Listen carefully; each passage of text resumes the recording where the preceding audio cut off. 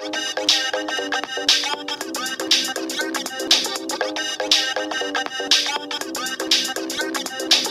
let's talk some more about this idea of atmospheric perspective using value and how this is going to fit into our whole knowledge of color theory.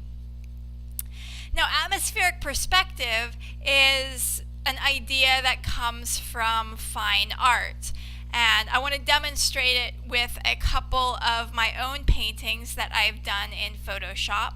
Now, this is a very simple, quick landscape speed paint, and you'll notice that atmospheric perspective is at work here in a couple of ways. Well, one, the rocks that are farther away, off in the background there, they're lighter and lower contrast, and also they don't have a full range of values in them. I just want to use my marquee tool to highlight the two rocks that I'm talking about there.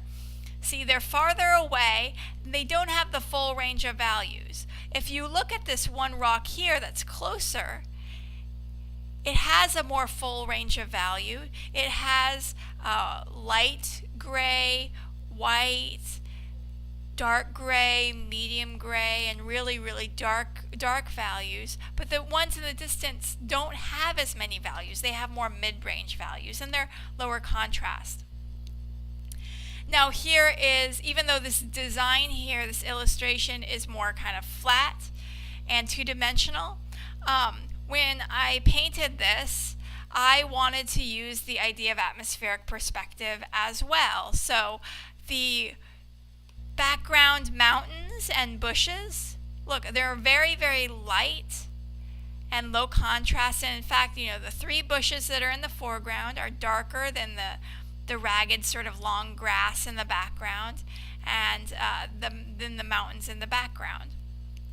Whereas if you look at the trees, the rocks, and the water that I drew in the foreground here, they're higher contrast, and they are dark and they contrast against the lighter background, right?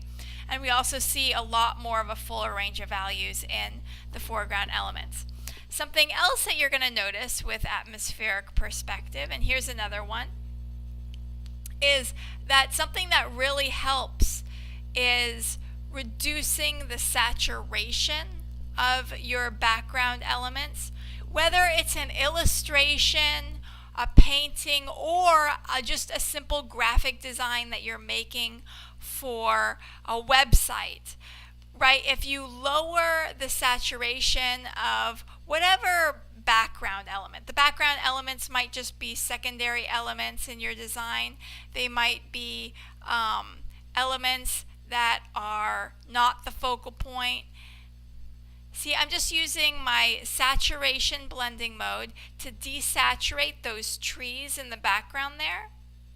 And what that does is that also helps to make the trees look farther away. So if you want elements in your design to go into the background, to appear farther away, desaturate them. And in the CS program, see, that's the before with no saturation. This is the after with saturation, and it creates a feeling of depth. And so last step here is desaturated, low contrast objects in the background, and higher saturated objects in the foreground. And you'll notice that the higher saturated objects also have a fuller range of values, and they're also higher contrast.